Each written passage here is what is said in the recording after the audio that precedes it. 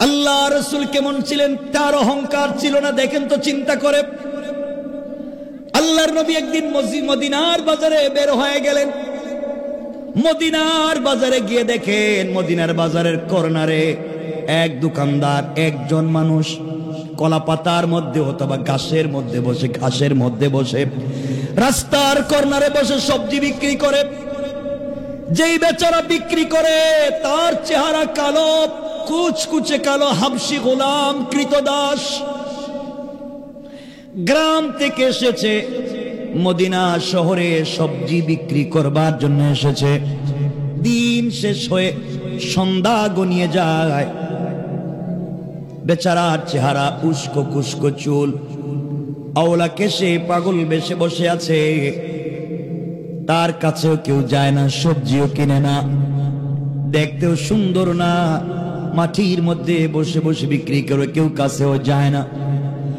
আল্লাহ রাসূল দূর থেকে দেখলেন এই গোলামের চেহারা কালো, বসে আছে, সারাদিন চলে যায়, কেউ তার সবজি কিনে না, কেউ তার কাছেও যায় না। গ্রাম থেকে এসেছে, দেখতেও সুন্দর না, কেউ তার কাছ থেকে কিনতে চায় না। আল্লাহ রাসূল সাল্লাল্লাহু আলাইহি ওয়াসাল্লাম আস্তে আস্তে করে পিছন দিকে তার কাছাকাছি পৌঁছে গেলেন। কাছে গিয়া নিজের হাত ওই হাবশি গোলামের বগলের ভিতর দিকে ঢুকাইয়া তিনি তাকে জড়িয়ে ধরলেন। আল্লাহর রাসূলের গোলামকে জড়িয়ে ধরে বলছেন, ও মদিনার মানুষেরা, ও মদিনার মানুষেরা, তোমরা শোনো, গ্রাম থেকে আমার এক বন্ধু শহরে সবজি নিয়ে এসেছে। এই যে আমার বন্ধু সবজি নিয়ে এসেছে, কার কার লাগবে তোমরা আসো তো। এই বলে আল্লাহর রাসূল ওই সবজিওয়ালার কাছে বসে গেলেন, তার হাতে হাত রাখলেন, তার সবজিগুলাকে মুছে দিয়া ঝেড়ে দিয়ে বসে পড়লেন। মদিনার বাজারে সকল মানুষেরা চিন্তা করে, হারে এই হাবশি গোলাম নাকি রাসূলের বন্ধু। সবাই এসেছে, সারাদিন যার সবজি নিতে পারলো না, এখন ডাবল দামে আল্লাহ রাসূল কাছে বসবার কারণে নিয়ে যায়। সুবহানাল্লাহ, জোরে পড়ে। চিনা নাই, জানা নাই, একজনকে বন্ধু বলে পরিচয় দিতেছেন আল্লাহ রাসূল, গ্রাম থেকে এসছে, কেউ তার কাছে যায় না, কেউ তার পাশে বসে না, রাসূল পাক নিজেই বসে গেলেন। সুবহানাল্লাহ বললেন না? এই হাবশি গোলাম চোখের পানি ছেড়ে আল্লাহর নবীকে ডাক দিয়া বলছে, ইয়া রাসূলুল্লাহ, ইয়া হাবিবাল্লাহ, ও পয়গম্বর আরবি, আপনি আমাকে বন্ধু বলে মদিনার মানুষের কাছে পরিচয় দিলেন। সারাদিন মানুষ এসে আমার সবজি নিয়ে যায় না, এখন আপনি কথা বলবার কারণে সবাই ছিঁড়ে আমার সবজি নিয়ে যায়, ডাবল দাম দিতে চায়। আমার তো অনেক সম্মান বেড়ে গেল। যে কালো হাবশি গোলামের সঙ্গে কেউ হাত দিত না, এখন সবাই এসে মুসাফা করে, মুআনাকা করে, গোলামের কপালে চুম্বন করে আর বলে, আহারে তোর মতো ভাগ্যবান পৃথিবীতে আর নাই। আল্লাহর রাসূল বন্ধু বলে পরিচয় দিয়েছে, এর চাইতে বড় পাওয়ার কিছু হতে পারে না। যুবক হাবশি গোলাম চোখের পানি ছেড়ে নবীজিকে ডাক দিয়ে বলছে, ইয়া রাসূলুল্লাহ, সত্যি কি আপনি আমার সবজিগুলা বিক্রি করাবার জন্য বন্ধু পরিচয় দিয়েছেন, নাকি সত্যি আপনি আমাকে বন্ধু বললেন? সত্যি যদি বন্ধু হয়, আপনি কি মদিনার বাজারে আমার হাত ধরে হাঁটতে পারবেন? আল্লাহ রাসূল বলেন, উঠো। সবজিওয়ালাকে দাঁড় করাইয়া দিলেন, গোলাম হাবশি গোলামকে দাঁড় করাইয়া দিয়েছেন।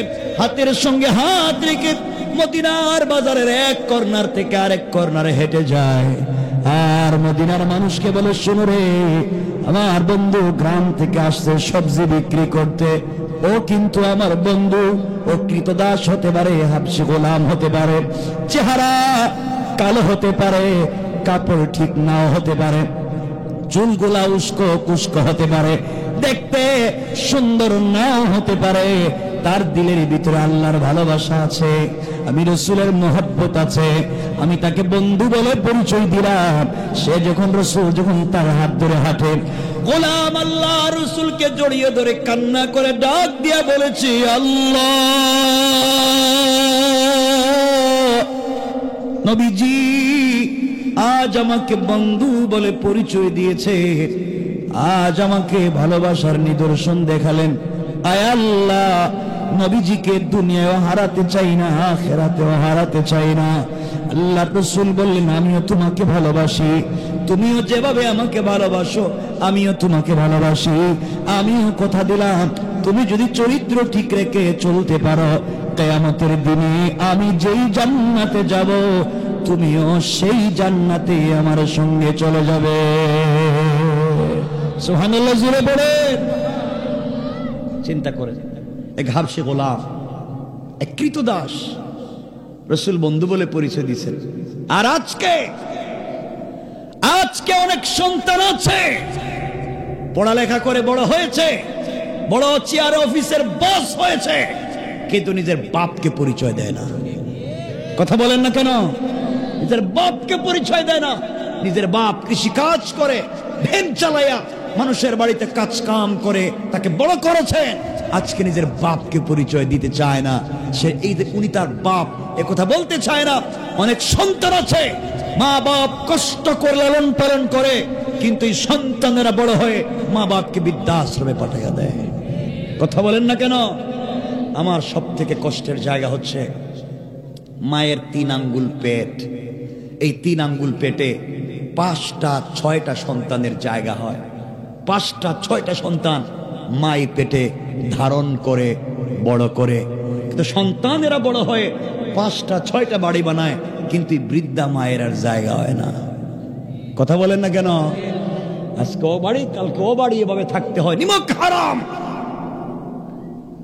তুমি তোমার মাকে বলে গিয়েছ, তোমার মতো নিমক হারাম আর নাই, কেউ তোমাকে জান্নাত দিতে পারে না, কেউ না, কেউ না। তোমার তাহাজ্জুদ, তোমার মসজিদ মাদ্রাসা বানানো আর দান করা তোমাকে জান্নাত দিবে না যদি মা অথবা বাপ তোমার উপর সন্তুষ্ট হয়ে যায়। কথা কি আমার বুঝতে পেরেছেন?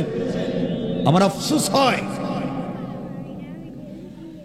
একজন বাবা তার 8টা 10টা সন্তানকে একা লালন পালন করে বড় করে, স্কুলের খরচ দেয়, পয়সা দেয়, পড়ালেখা করায়, কিন্তু 5টা 6টা 8টা 10টা সন্তান বড় হইয়া এই এক বৃদ্ধ বাবার পকেট খরচ, হাত খরচের পয়সা দিতে পারে না। কথা বলেন না কেন? এগুলো এলাকায় নাই? বলেন এলাকায় নাই? কত বড় নিমক হারাম। অথচ কোরআনে আল্লাহ নিজের হকের কথা, কোরআনের যত জায়গায় বলেছেন নিজের হকের কথা, তত জায়গায় মা বাপের কথা বলেছেন। আল্লাহ যত জায়গায় বলেছেন নিজের কথা, তত জায়গায় বলছেন মা বাপের কথা। আল্লাহ বলছেন আনিস করলি, তোমরা আমার শুকরিয়া আদায় করো, সাথে সাথে বলছেন ওয়ালি ওয়ালিদাইয়া, আমার শুকরিয়া আদায় করলে। বাশীরা ওয়া নাযীরা ওয়া দাঈয়ান ইলাল্লাহি বিইذনিহি ওয়া সিরাজান ওয়া কমারান মুনীরা। أما بعد فقد قال الله تعالى في كلامه المجيد وفي فرقانه الحميد। সকলে পড়ুন আউযু বিল্লাহি মিনাশ শাইতানির রাজীম। বিসমিল্লাহির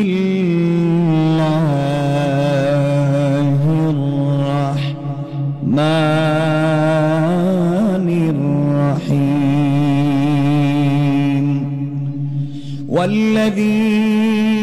والذين يقولون ربنا اصرف عنا عذاب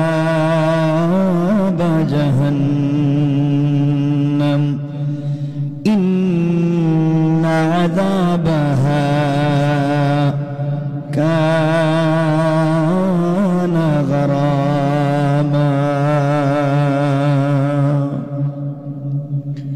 صدق الله العظيم وصدق رسوله النبي الكريم ونحن على ذلك من الشاهدين والشاكرين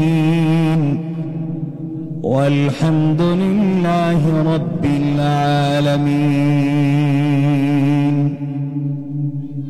আমার বন্ধুগণ যারা আসতে পেরেছেন যারা বসতে পেরেছেন আল্লাহ পাক যাদেরকে আসবার তৌফিক দিয়েছেন সুযোগ করে দিয়েছেন সকলে আওয়াজ করে বলেন এই জবান দিয়েছেন কে সকলে বললেন না একটু বলেন তো জবান দিয়েছেন কে আপনাদের কষ্ট হয় যে অনেকে ঠোঁট নড়ে না অনেকে ঠোঁটিটা নড়ে না আল্লাহ কোরআনে বলছেন ওয়ালাকাদ যারা'না লিজাহান্নামা কাসীরাম মিনাল জিন্নি ওয়াল ইনস আল্লাহ বলছেন আমি জাহান্নাম তৈরি করেছি এজন্য কাসীরাম মিনাল জিন্নি ওয়াল ইনস অনেক মানুষকে এবং জিন্নাতকে এই জাহান্নামে দেওয়ার জন্য কথা কি বুঝলেন কেন দিবেন লাহুম কুলুবুল লা ইয়াফকাহুনা বিহা তাদেরকে একটা দিল দিয়েছিলেন মন দিয়েছিলেন সেটা দিয়ে ভালো জিনিস চিন্তা করে নাই ওয়ালাহুম আ'য়ুনুল লা ইউবসিরুনা বিহা তাদেরকে চোখ দিয়েছিলেন ভালো জিনিস দেখবার জন্য তারা দেখেনি ওয়ালাহুম আযানুল লা ইয়াসমাউনা বিহা তাদেরকে কান দিয়েছিলেন ভালো জিনিস শুনবার জন্য তারা শুনেনি রব বলেছেন এরা মানুষ না উলাইকা কাল আনআম এরা চতুষ্পদ জন্তু কারণ কুকুরও চতুষ্পদ জন্তু ও চোখ দিয়ে কিন্তু ভালো জিনিস দেখতে চায় না আল্লাহ বলছেন বালহুম আদল তার চাইতেও খারাপ উলাইকা হুমুল গাফিলুন যারা গাফেল তো আমি বললাম একটা কথা বলে আপনি ঠোঁট নাড়াইয়া কথা বললেন না আমার সাথে আমরা যদি রবকে বলি আল্লাহ তাআলা এদেরকে আপনি জবান দিয়েছিলেন ঠিকই কিন্তু তারা মনে করছে এটার দরকার নাই এটা দিয়ে কথা বলতে চায় না তুমি আজকে রাত্রে একবারে বন্ধ করে দাও যেন ঘুম থেকে উঠে আর কথা কইতে না পারে আমরা কি এই দোয়া করতাম না এটাও কয় না এই দোয়া করে দিতাম তো সকলে আওয়াজ করে বলেন এই জবান দিয়েছেন কে অল্প তা হইতেছে না ঠিক মানে পুরা জায়গায় না যাওয়া পর্যন্ত আমরা আলোচনা শুরু করব না শুধু আমি কথা বলবো আপনারা বসে থাকবেন তা তো হইতে পারে না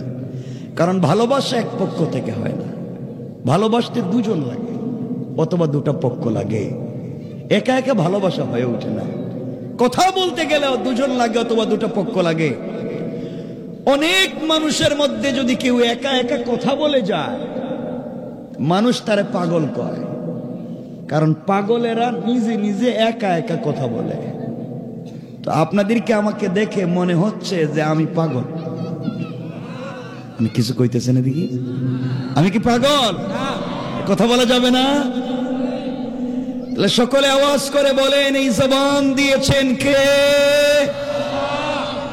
ওইটা একটু লেভেল ঠিক হয়েছে মোটামুটি কথা বলতেই হবে আপনাদেরকে সকলে আমার সঙ্গে নামাজ এই জায়গায় এটা কি তা এই যে এখানে ওখানে চিল্লাচ্ছে বাচ্চারা ও কিন্তু চিল্লানো যাবে না বাচ্চাদেরকে বলবেন বাহিরে যারা কথা বলছে কথা বলা যাবে না আর বাজারে যারা আছেন এরা তখন সার দোকানে বসে মাশাআল্লাহ বসে রয়েছে সার দোকানে না বসলে তো মজা পায় না কারণ গীবত করব কোন জায়গায় বইয়া সার দোকানে তো সার দোকান মানে এটা সংসদের চাইতে আরো শক্তিশালী জিনিস সংসদের যে আইন ফাঁস হয় না সার দোকান এটা ফাঁস হয়ে যায় কথা বলেন না কেন এরা ডাইরেক্ট অ্যাকশন নেয় সার দোকান এজন্য আমরা সামনের দিকে যাবো ইনশাআল্লাহ অল্প অল্প কথা বলবো বেশি বলবো না সকলে আমার সঙ্গে নামাজের দুরূদ পড়েন আল্লাহুম্মা সাল্লি আলা মুহাম্মাদিন ওয়া আলা আলি মুহাম্মাদ কামা সাল্লাইতা আলা ইব্রাহিম ওয়া আলা আলি ইব্রাহিম হামিদুম মাজিদ। আল্লাহুম্মা বারিক আলা মুহাম্মাদিন ওয়া আলা আলি মুহাম্মাদ কামা বারাকতা আলা ইব্রাহিম ওয়া আলা আলি ইব্রাহিম ইন্নাকা হামিদুম মাজিদ। আলহামদুলিল্লাহ। অধ্যকার আজকের এই ঐতিহ্যবাহী দ্বীনি দরসগাহ দারুল ইহসান মাদ্রাসার ছাত্র ছাত্রীদের কোরআনুল কারীমের সবক প্রদান উপলক্ষে আয়োজিত আজকের এই 2024-এর এই প্রোগ্রামের কুড়িপাড়া প্রাইমারি স্কুল মাঠ প্রাঙ্গণে আজকের প্রোগ্রামের সম্মানিত সভাপতি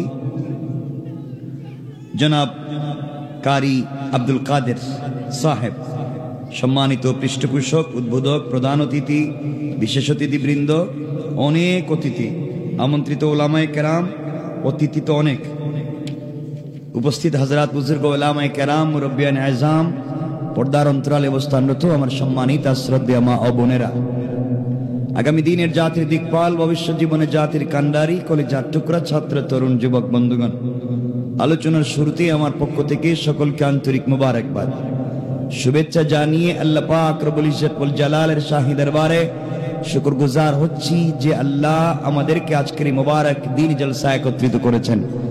সবটুকুন ভালোবাসা, আবেগ, শ্রদ্ধাকে উজাড় করে শুকরগুজার হচ্ছি মুনিবের দরবারে। সকলে পড়ছি আলহামদুলিল্লাহ। আর একটু জোরে। সংক্ষিপ্ত নোটিশে আমরা একত্রিত হয়েছি, একবারে কম সময়ের নোটিশে। এই ভাইগুলা চমৎকার বন্ধু বান্ধব মিলে মাদ্রাসা আমার এই ভাইগুলা মিলে একটা প্রতিষ্ঠান দাঁড় করিয়েছে, অনেক ভালো লাগলো। এটাকে চাইলে তারা অনেক কোয়ালিফাইড করতে পারে, স্মার্ট একটা এডুকেশন হতে পারে এই সমাজের জন্য। দিন এবং দুনিয়া সংমিশ্রণ হয়ে একটা চমৎকার একটা প্রতিষ্ঠান যদি দাঁড় করানো যায়, এটি এলাকার কল্যাণ হবে, এই বাচ্চাদের উপকার হবে, এই এলাকার মানুষের উপকার হবে। এই জন্য আপনারা তাদেরকে সাপোর্ট দিবেন ইনশাল্লাহ। ইনশাল্লাহটা একটু কোন না, কথা একটু কইেন আমার বন্ধুগণ। কোরআনে কারীমের 19 নম্বর পারা 25 নম্বর সূরা, সূরা আল ফুরকানের 65 নম্বর আয়াত তিলাওয়াত করছি। আল্লাহ বলছেন, ওয়াল্লাযীনা ইয়াকুলুনা রাব্বানা ইসরিফ আন্না আযাবা জাহান্নাম ইন্না আযাবাহা কানা গারামা। গুনাহ হয়ে যেতে পারে, অপরাধ চলার পথে হয়ে যেতে পারে, সাকারাতের আগে, গারগারা শুরু হয়ে যাওয়ার আগে, কবরে চলে যাওয়ার আগে, মালাকুল মউত আজরাইল পৌঁছে যাওয়ার আগে যদি আমরা তওবা করতে পারি, আর হক যদি আল্লাহর হয়, রব বলেছেন আমি কথা দিলাম সকল মাফ করে দিতে পারি। একটু জোরে পড়েন না। আল্লাহ শর্ত লাগিয়ে দিয়েছে যদি হক আল্লাহর হয়। এখন আপনি সার দোকানের বিল দেন নাই চা খাইয়া, তখন বলেন আস্তাগফিরুল্লাহ, আল্লাহ তো বাটপার খবর কি, সার দোকানে বিল পায় আমার কাছে আস্তাগফিরুল্লাহ কও কেন? কথা বলেন না কেন? আপনি আরেকজনের জায়গা দখল করছেন, আরেকজনের বাড়ি দখল করছেন, এলাকায় চাঁদাবাজি করছেন, সুদ ঘুষ ফেন্সি ডিল ইয়াবার কারবার করছেন, পাবলিকের জায়গা জমি দখল করে নিজের নামে বুয়া জাল দলিল করছেন, সব শয়তানি কইরা কাবার গিলাফে ধরে কাঁদতেছেন আর বলতেছেন আল্লাহ তুমি আমার মাফ কইরা দাও। আল্লাহকে ঘটনা কি?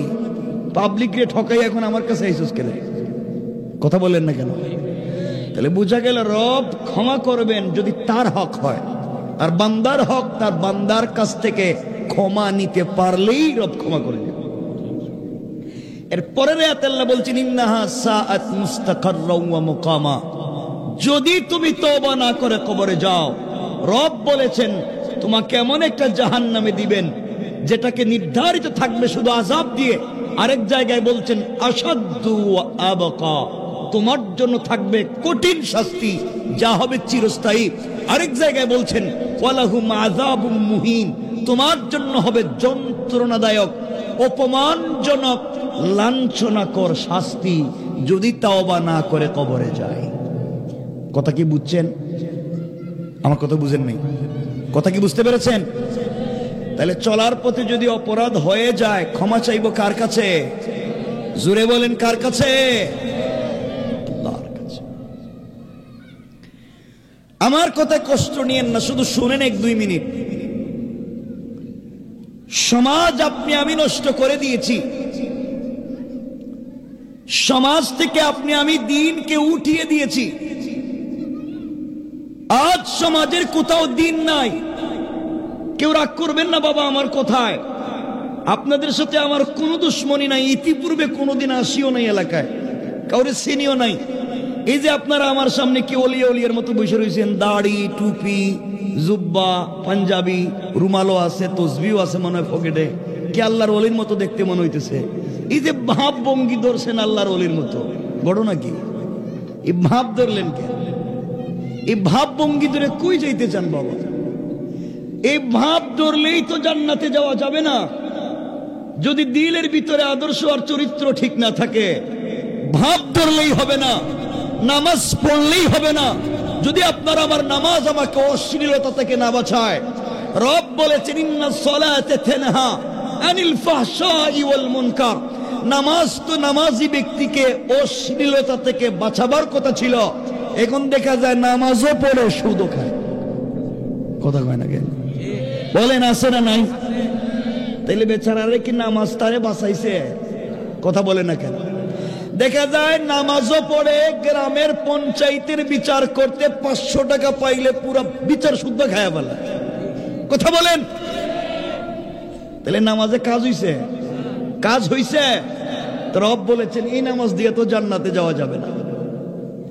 আরেক জায়গায় আল্লাহ বলেছেন ফাওয়াইলুল লিল মুসাল্লিন। ওই নামাজি ব্যক্তিকে তার নামাজি জাহান্নামে নিয়ে যাবে যদি নামাজ ঠিক মতো আদায় না হয়। আজ আমরা সব কিছু ধীরস্থির ভাবে করি, কিন্তু মসজিদে গেলেই শুধু তাড়াহুড়া করি। কথা বলেন না কেন? আমার কথা খারাপ পাইতেছেন? আমি তো কিছু বলি নেই, তো খারাপ পাইবেন কেন? এখনো বলি নেই। বসেন না কয়েক মিনিট। এই যে ভাব ধরে বসছেন বাবা, এই দাড়ি টুপি জুব্বা দেখাইলে কেউ জান্নাত আপনারা দিত না। আমার রাসূলের পিছনে অনেকেই সালাত পড়েছে, মাঝে মাঝে ইকামত দিয়েছে, রাসূলের পাকের দস্তারখানে খাবার খেয়েছে, রাসূলের মতো দাড়িও আছে, জুব্বাও আছে, টুপিও আছে, তসবিও আছে, মাঝে মাঝে রাসূলের সঙ্গে মুআনাকা মুসাফাও করছে, রাসূলের হাত ধরে মদিনার বাজারে ঘুরেও বেড়াইছে। তার ইন্তেকালের পরে রাসূলের পাক নিজে তার জানাজায় শরীক হয়ে ইমামতি করতে চেয়েছেন। আল্লাহ বলেছেন পয়গম্বরে আরবি একবার নয় 1,00,000 বার আপনি তার ইমামতি করেন। আল্লাহর রাসূল নিজের জুব্বা মুবারক খুলে তার কাফন দিয়েছেন। আল্লাহ বলেছেন পয়গম্বরে আরবি একটা নয় 100 জুব্বা দিয়ে আপনারা কাফন দিতে পারেন, কিন্তু আমি রব তারে জান্নাত দিব না। কি বুঝলেন? আপনি কোন ইমামের মুসল্লি? রাসূলের পাকের মুসল্লি। আল্লাহ রাসূলের জুব্বা তার গায়ে, নবীজি নিজে তার জানাজায় শরীক। আল্লাহ বলতেছেন লোকটা জান্নাতি। কথা কয় না দেখি? আল্লাহ বলতেছেন লোক জান্নাতি না জাহান্নামী? কথা বলেন না কেন? দেখেন, আমি আপনাদের চিনি না, আপনারাও আমারে চিনেন না।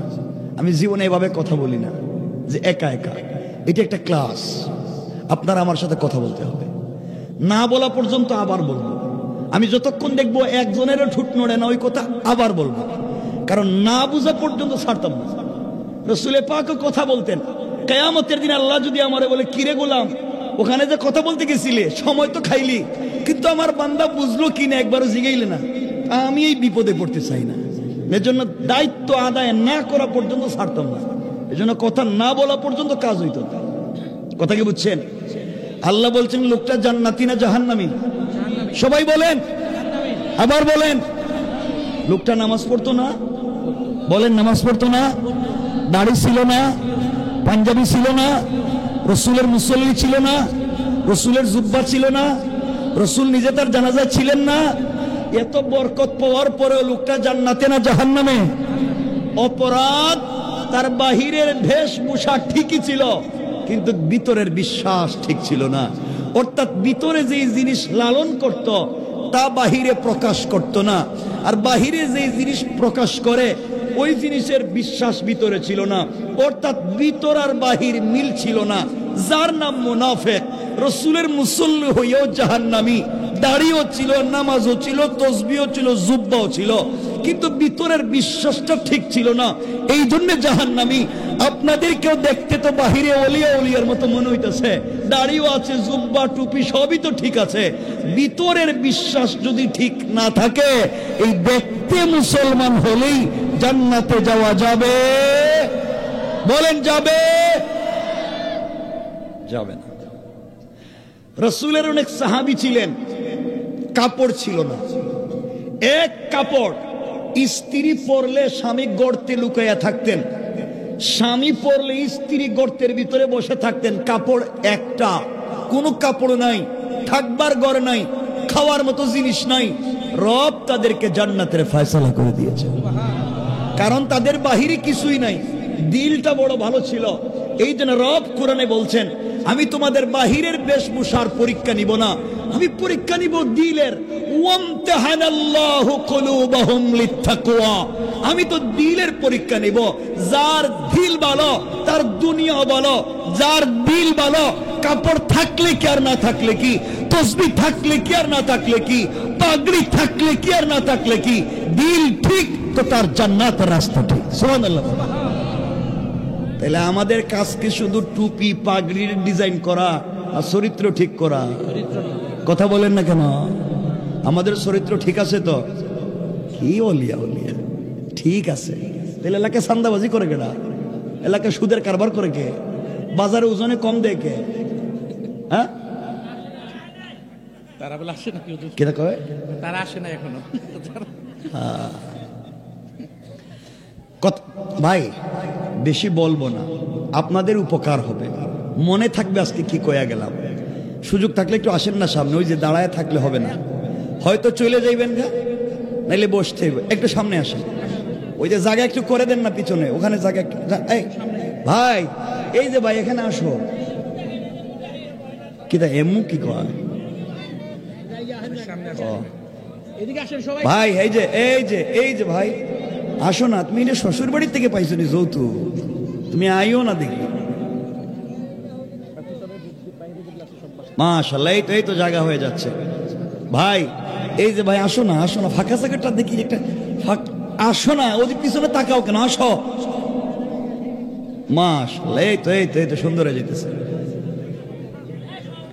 একজন উঠবেন না, কেউ যদি উঠে বাহিরে যান আমরা মনে করবো আপনি কিন্তু হেই কামলা, বাইরে গেলেই কয়ে দিবে। ভাই আসো আসো, বাবা কিলো এটা কি বাবা, আসো আসো আসো আসো। আহারে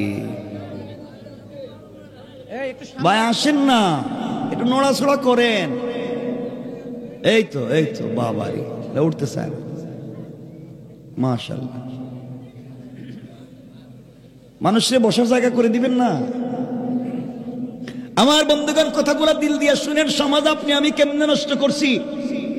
অনেক লোক আছেন এখানে বসে, অথবা এলাকায়, কেউ রাগ করবেন না, মুখের দাড়ি সাদা, পকেটে 1 হাত লম্বা তসবিহ আছে, 5 ওয়াক্ত মসজিদে নামাজও পড়ে, হজও করেছে, উমরাও করেছে, দাড়িও ঠিক আছে, নামাজও ঠিক আছে। খবর নিয়ে দেখবেন 5 ওয়াক্ত নামাজি মুরব্বী এলাকার সব থেকে বড় সুদের কারবারি।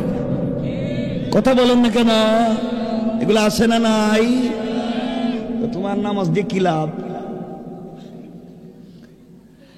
এমনও লোক এলাকায় আছে যারা সব না, আবার ভালো মানুষ আছে, এলাকার মোড়ল, এলাকার মাতবর, এলাকার বিচারি, পঞ্চায়েতের বড় মুরব্বী, এলাকার সর্দার, এলাকায় গ্রামগঞ্জে পঞ্চায়েতের বিচার করে। এমনও মুরব্বী আছে যে হাতে 1 কাপ রং চা ধরাইয়া দিলে ডাইনের বিচারে বাম বানাইয়া দেয়। কথা বলেন না, আছে না নাই? বলেন, শুধু বলেন নাই। আছে, এরা ভাব ধরে বসে। সমাজ কত নোংরা। এমনও মুরব্বী এখানে বসে রয়েছে, সম্পত্তি বন্টন করতে গিয়া নিজের ছেলেদেরকে ভাগ ভাগ করে ঠিক মতো দিছে, বাবা এটা তোমার, এটা বড় ছেলের, এটা মধ্যম ছেলের, এটা ছোট ছেলের, সব ভাগ ভাগ করে দিছে, নিজের মেয়েরে দেয় না। নিজের মেয়েরে মা ভাইদেরকে তো সম্পদ দিয়ে দিছি, তোর জন্য আমার বুক ভরা দিল ভরা দুয়ার ভালোবাসা আছে। সুবহানাল্লাহ কিছু কাটারি, এটা কোন জিনিস আপনি চিন্তা করলেন নি? ছেলেদেরকে সম্পত্তি দিয়া মেয়ের জন্য কই দোয়া আছে, এগুলা কয় না? আরে বলেন না কেন, আছে না নাই? যেই মুরব্বী বলছে ছেলেদেরকে সম্পত্তি ঠিক মতো দিছে কিন্তু নিজের মেয়েরে দেয় নাই, ঠকাইছে, আপনি যদি নির্ভেজাল টাটকা ফরমালিন ছাড়া একেবারে অরিজিনাল একটা শয়তান দেখতে চান, তাহলে এই মুরব্বীর চেহারার দিকে তাকায় থাকেন এক মিনিট, আপনি মনে করলেন একটা টাটকা শয়তান দেখলেন। কারণ আল্লাহ বলছেন এই পৃথিবীতে কোরআনের আয়াত নাজিল করে ফরজ করে দিয়েছেন, পিতার সম্পত্তিতে ছেলে যেখানেই পাবে মেয়ে সেখানেই পাবে, হয়তো অংশে কম পাবে কিন্তু মেয়ে পাবে। কথা বলেন না কেন? মেয়ে পাবেই, কিন্তু দেখা যায় মেয়েরা দেই না, দেও যদি যেটা নদী ভাঙছে, যেটার দাম নাই, যেটা জায়গায় ভেজাল করে তোরে দিলাম। কথা কন না কেন? এই বাবা কিয়ামত পর্যন্ত যদি তাহাজ্জুদের নামাজ পড়ে, এই বাপ কিয়ামত পর্যন্ত যদি কাবাগরের ইমাম হয়, নিজের মেরে ঠকানোর অপরাধে নির্বেজাল জাহান্নাম। বুঝলেন আমার ওয়াজ বুঝেননি আপনারা? জান্নাতি না জাহান্নামী? নিজের মেয়েরে দেন না কেন? এখানে কে কে আছেন যে নিজের মেয়েরা সম্পত্তি দেন না? একটু হাত তুলে দেখেন। কেউ তুলতো না, এরা তো তুলতো না, এখন তুলবো কেমনে? ধরা খেয়ে যাই বুঝে। মেয়েদেরকে সম্পত্তি দিয়ে দিবেন, এটা ফরজ। এরপরে অনেক মুরব্বী এখানে আছেন, কি সুন্দর গ্রামগঞ্জে বড় বড় মুরব্বী আনা করে, হেরা মসজিদে ঢুইকা সব জানে, সার দোকানে বসে সব ফতোয়া মারে, কিন্তু এখনো বউর মোহরের পয়সা দেয় না। ওই যে বিয়ের সময় যে স্ত্রীর একটা মোহর দেয় না, কি কয়, মহারানা দেয়নি, এটা দিছেননি, কিছু কয় না এরা। আরে বিয়া যে করছিলেন 30 বছর আগে, প্রত্যেক বছর যে বাচ্চা একটা সাপ্লাই দেন, বউর পয়সা দেন না কেন? হ্যাঁ, আমি বুঝি না কথা, কি কয়? দেয় নাই, অনেকে দিছে, অনেকে দেয় নাই। দেন নাই কেন?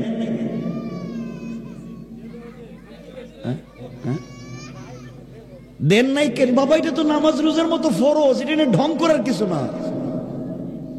এটা তো নামাজ রোজার মতো ফরজ, এটা তো দিতে হয়। আপনি বিবাহ একটা চুক্তির নামাজকে বলে দিই, বিবাহ আরবি শব্দ নিকাহ, যেটা কেবল আল বাই আর নিকাহ ইয়ানাকিদু, বিবাহ সংগঠিত হয় দুইটা শব্দে, ইউআব্বারু বিহাদিহিমা আনিল মাযি ওয়া বিল আখারি আনিল মুস্তাকবিলে, ফায়াকুলু যাওইজনি ফায়াকুলু যাওয়াজতুকে। বিবাহ একটা চুক্তির নাম, দুইটা শব্দে ঠিক হয়। বিবাহ কিসের নাম? কথা বলেন না কেন? চুক্তি, চুক্তির নাম। চুক্তি করতে গেলে কাগজ কলম লাগে, চুক্তি করতে সাক্ষী লাগে, চুক্তি করতে স্টাম্প লাগে, চুক্তি করতে পয়সা লাগে। বলেন তো মোহরানায় সাক্ষী আসেনি, স্টাম্প আসেনি, পয়সা আসেনি? সব ঠিক করে আপনি যখন বললেন এই পয়সা এই পরিমাণ নগদ অথবা বাকিতে আপনি বিয়ে করলেন, এটা দেন না কেন? দেন না কেন? নিজে নিজের মনে মনে করে দেয় না বউ, নিজে ওরে আল্লাহর বউ, কি ভালোবাসার বউ। বউর পয়সা দেয় না, নিজের বউরে যখন ফি দেয় তখন নিজের থাকে না, বউরে মারতে মারতে শুয়ে ফেলা, তখন বউ নিজের না। ওই দিন একজনে কইতেছে, বউরে মারতে মারতে কইতেছে, তুই আমারে আব্বা ক। নাউজুবিল্লাহ বললেন না। বউ মাইর খাইতে খাইতে কইতেছে, তোর পায়ে ধরো, তুই আমার বাপ, এবার সাইডে দে। হে বন্ধু বান্ধবের কাছে গিয়ে বলতেছে, তোমরা আমারে চিনোনি, আমি কেডা? আমি বউরে বাপ ডাকে সাইডে দিছি। শয়তান, আল্লাহ রে আল্লাহ আমারে শয়তান বানাইছিলেন কে রে? এই কামটা তো আমিও করি নাই, আমি জিন্দগিতে তো বউরে বাপ ডাকাই না। এই জন্য মহরের টাকা দিবেন, কিন্তু আমি জানি না এটা উপজেলার নাম কি, মির্জাপুর উপজেলা। আচ্ছা বলেন তো, মির্জাপুর উপজেলায় কি এমন কোন স্ত্রী নাই ভালোবাসার যে তার স্বামীরে মাফ করে দেয়? মোহরের টাকা মাফ করে না অনেকে? আপনারা মাফ পাইছেন নি কেউ? তুই হাত উঠান না কেন? ওরে আল্লাহ রে, বউতে হাত উঠেছে দেখি, মাশাআল্লাহ। এই যে ছেলে বাচ্চা, এক বাচ্চা একটা 2 বছরে হেও হাত উঠেছে, এই যে হেও হাত উঠেছে। এটা বিয়ে করতে আরো 30 বছর বাকি, হে হাত উঠেছে। এই যে স্ত্রী আপনারা মাফ করে দিছে, আপনি হাত উঠাইলেন, বাবা মাফ করে নাই। কিয়ামত পর্যন্ত স্ত্রী আপনারা মাফ করে নাই। সত্যি যদি আপনার স্ত্রী আপনাকে মাফ করে থাকে, তাহলে আজকে রাত্রে তালাক দিয়া দেখেন, ডিভোর্স দিয়া দেখেন, সকালের আগে লাভে আসলে দেওয়া লাগবে। কথা বলেন না কেন? ডিভোর্স দিলে মোহর দেওয়া লাগবে নি? কথা বলেন, লাগবো না লাগবে না? লাগবে। রব বলেছেন যদি চুক্তি করো ইলা আজালিম মুসাম্মান ফাকতুবুহু ওয়ালিয়াকতুব বাইনাকুম কাতিবুন বিল আদল। লেনদেন করছো স্বামী স্ত্রী, সাক্ষী রাখো, কাগজে লেখো। বউ তোমার কাছে পায়, এটা কিন্তু সাক্ষী আছে কাজীর কাগজে। বউ যে মাফ করে দিল, এর ডকুমেন্টস কই? কথা বলেন না কেন? ইসলাম ডকুমেন্টস ছাড়া চলে না, তোমার কাগজ কই? এই জন্য বাবা বউ পয়সাটা দিয়ে দিয়ে ইনশাআল্লাহ। সবাই বলেন না ইনশাআল্লাহ? দিবেন তো? নাহলে ওয়াজ কিন্তু উল্টাইয়া দিন। আজকে পয়সাটা দিয়ে দিন। আজকে তো একদিনে তো দিতে পারবেন না, তো 100 করে দিন, 500 করে দিন, দিয়ে দিয়ে শেষ করেন। আল্লাহ আমাদের কবুল করুক, পড়েন আমিন। আপনাদের অসুবিধা হচ্ছে? একটু হাত তুলে দেখান কার কার অসুবিধা হইতাছে। কথা তো শেষ করার আগে হাত উড়ে মাইরা দিলেন। অসুবিধা হইতেছে? দেখেন আমার রাসূল কেমন ছিলেন, দিন কেমন ছিল। আমার মুসলমান বন্দেগান, গভীর মনোযোগ। এই দুনিয়ার জমিনে একজন আল্লাহর গোলামের চরিত্র কেমন হওয়া চাই? দুনিয়ার জমিনে রাসূল পাক সাল্লাল্লাহু আলাইহি ওয়াসাল্লাম কেমন ছিলেন? আজ পর্যন্ত আমরা তার চরিত্র ধারণ করতে পারলাম না। নিজেকে মুসলমান দাবি করি ঠিকই, কিন্তু চরিত্র ঠিক করতে পারলাম না। যে কথাগুলা বলে আমরা আলোচনার দিকে নিয়ে যেতে চাই, মনোযোগ দিয়ে শোনেন। আল্লাহ রাব্বুল ইজ্জত ওয়াল জালাল বলছেন, ওয়া ইবাদুর রাহমানিল্লাযীনা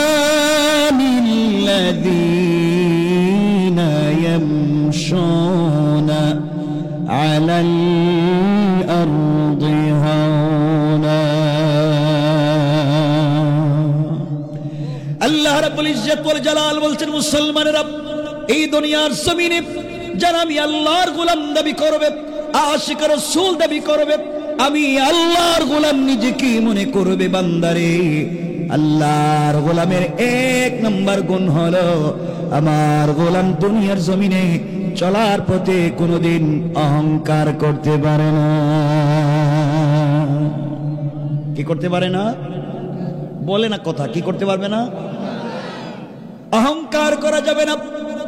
এই এলাকা আল্লাহ যাদেরকে টাকার মালিক বানিয়েছেন, পয়সার মালিক বানিয়েছেন, মিল ফ্যাক্টরির মালিক বানিয়েছেন, শিল্প কল কারখানার মালিক বানিয়েছেন, গাড়ির মালিক, বাড়ির মালিক বানিয়েছেন, আপনি যদি আপনার সম্পদের কারণে দুনিয়ার জমিনে অহংকার করে বসে, আপনার টাকা আছে, গাড়ি আছে, বাড়ি আছে, সম্পদ আছে, এই জন্যে দুনিয়ার জমিনে আপনি যদি অহংকার করে বসেন, আমার আল্লাহ চাইলে 10 তলা থেকে থাবড়াইয়া গাছতলায় নামাইয়া দিতে আমার আল্লাহর 1 মিনিটও দেরি হবে না। কোন ঠিক কিনা?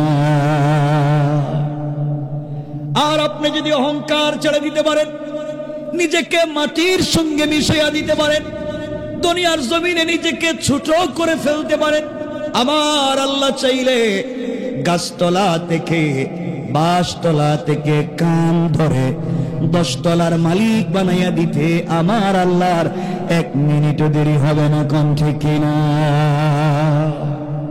এই জন্য আল্লাহর গোলামের 1 নম্বর কোয়ালিটি, অহংকার করা যাবে। আসতে বলেন কেন? যাবে? আপনারা করেননি না? হেরা তো ওলিয়া ওলিয়া, কিছু কইলেই কেউ করে না কিছু, অথচ অহংকারের গাঠটি ভিতরে ঢুকাই রেখেছে। দেখবেন আগে বেচারার পয়সা ছিল না, এলাকার গরিব মানুষ ছিল, হঠাৎ কিছু পয়সার মালিক হয়ে গেছে, নতুন পয়সার মালিক। এখন পয়সার গরমে এলাকার সাধারণ পাবলিকরেও ঠিক মতো চিনে না। কথা বলেন না কেন? আছে না? এটা আছে না? অহংকার করা যাবে না। অহংকার করলে আপনি কোটি টাকা দিয়ে বাড়ি বানাইবেন। এই যে গেল কয়েকদিন আগে দেখেন না, কত মানুষের কোটি টাকার বাড়ি আছে, গাড়ি আছে, ফ্যাক্টরি আছে, ব্যাংকে পয়সা আছে, কোটি টাকার বাড়ি ফালাইয়া এবং জঙ্গলে থাকে। কথা বলেন না কেন? তো এই কাম করো কেন? জঙ্গলের কাম। আমার রাসূল কেমন ছিলেন, যার অহংকার ছিল না? একটু চিন্তা করেন। আমরা অনেকে আজকালকে অনেকের সঙ্গে মুসাফাও করি না, ভাব ধরি। শুধু আপনারা খারাপ না, শুধু আপনারা না, আমরা হুজুর যারা, আমরাও কিন্তু খারাপ কম না। দেখবেন এলাকায় কেউ যদি বড় হুজুর হয়ে যায়, সব না, এলাকার বড় হুজুর রাস্তা দিয়ে হাঁটলে তিনি আর সাধারণ পাবলিকের সালাম দেন না। আমি বড় হুজুর, আমি সালাম দিব কেন? আমারও সালাম দেও। কথা বলেন না কেন? বড় হুজুরের সালাম দিলে জবাবও দেয় না, মাথা নাড়ায় না, মাথা নাড়ায়। এরপরে বড় হুজুরের দিকে যাইতেছে, আপনি চিন্তা করলেন বড় বড় হুজুরদের সঙ্গে মুসাফা করলে সগীরা গুনাহ মাফ হয়, হুজুর একটু মুসাফা, ও ঠান্ডা লাগতেছে, হাত দেয় না। কিন্তু মুসাফার সময় যদি বড় হুজুরের হাতে একটু হাদিয়া, একটু কি হাদিয়া, একটু কি হাদিয়া, বুঝেননি? কথা কয় না, বুঝেননি? বড় হুজুরের, হুজুর আমার ছেলেটা অস্ট্রেলিয়াতে দিকে দিয়েছিল একটু হাদিয়া, thank you, thank you, very good, আবার আইসো, আরো দিও, সব খুশি। কথা বলেন না কেন? এটা ভাব ধরতে কইছে কেন তোমারে? হ্যাঁ, অহংকার করা যাবে না, আল্লাহর ওয়াস্তে এগুলো ছেড়ে দিতে হবে। আমরা অহংকার করব। দেখেন না রাসূল কেমন ছিলেন, রাসূল কেমন ছিলেন দেখেন, আল্লাহ রাসূল কেমন ছিলেন, তার অহংকার ছিল না। দেখেন তো, চিন্তা করে, আল্লাহর নবী একদিন মদিনার বাজারে বের হয়ে গেলেন। মদিনার বাজারে গিয়ে দেখেন, মদিনার বাজারের কর্নারে এক দোকানদার, একজন মানুষ কলা পাতার মধ্যে অথবা ঘাসের মধ্যে বসে, ঘাসের মধ্যে বসে রাস্তার কর্নারে বসে সবজি বিক্রি করে। যেই বেচারা বিক্রি করে তার চেহারা কালো, কুচকুচে কালো, হাবশি গোলাম, কৃতদাস, গ্রাম থেকে এসেছে, মদিনা শহরে সবজি বিক্রি করবার জন্য এসেছে। দিন শেষ হয়ে সন্ধ্যা গনিয়ে যায়, বেচারার চেহারা উস্কো কুস্কো চুল, আওলা কেশে, পাগল বেশে বসে আছে। তার কাছেও কেউ যায় না, সবজিও কিনে না, দেখতেও সুন্দর না, মাটির মধ্যে বসে বসে বিক্রি করে, কেউ কাছেও যায় না। আল্লাহ রাসূল দূর থেকে দেখলেন এই গোলামের চেহারা কালো, বসে আছে, সারাদিন চলে যায়, কেউ তার সবজি কিনে না, কেউ তার কাছেও যায় না। গ্রাম থেকে এসেছে, দেখতেও সুন্দর না, কেউ তার কাছ থেকে কিনতে চায় না। আল্লাহ রাসূল সাল্লাল্লাহু আলাইহি ওয়াসাল্লাম আস্তে আস্তে করে পিছন দিকে তার কাছাকাছি পৌঁছে গেলেন। কাছে গিয়া নিজের হাত ওই হাবশি গোলামের বগলের ভিতর দিকে ঢুকাইয়া তিনি তাকে জড়িয়ে ধরলেন। আল্লাহ রাসূলের গোলামকে জড়িয়ে ধরে বলছেন, ও মদিনার মানুষেরা, ও মদিনার মানুষেরা, তোমরা শোনো, গ্রাম থেকে আমার এক বন্ধু শহরে সবজি নিয়ে এসেছে। এই যে আমার বন্ধু সবজি নিয়ে এসেছে, কার কার লাগবে তোমরা আসো তো। এই বলে আল্লাহর রাসূল ওই সবজিওয়ালার কাছে বসে গেলেন, তার হাতে হাত রাখলেন, তার সবজিগুলাকে মুছে দিয়া ঝেড়ে দিয়ে বসে পড়লেন। মদিনার বাজারে সকল মানুষেরা চিন্তা করে, হারে এই খাবশি গোলাম নাকি রাসূলের বন্ধু। সবাই এসেছে, সারাদিন যার সবজি নিতে পারলো না, এখন ডাবল দামে আল্লাহ রাসূল কাছে বসবার কারণে নিয়ে যায়। সুবহানাল্লাহ, জোরে পড়ে। চিনা নাই, জানা নাই, একজনকে বন্ধু বলে পরিচয় দিতেছেন আল্লাহ রাসূল, গ্রাম থেকে এসছে, কেউ তার কাছে যায় না, কেউ তার পাশে বসে না, রাসূল পাক নিজেই বসে গেলেন। সুবহানাল্লাহ বললেন না? এই হাবশি গোলাম চোখের পানি ছেড়ে আল্লাহর নবীকে ডাক দিয়া বলছে, ইয়া রাসূলুল্লাহ,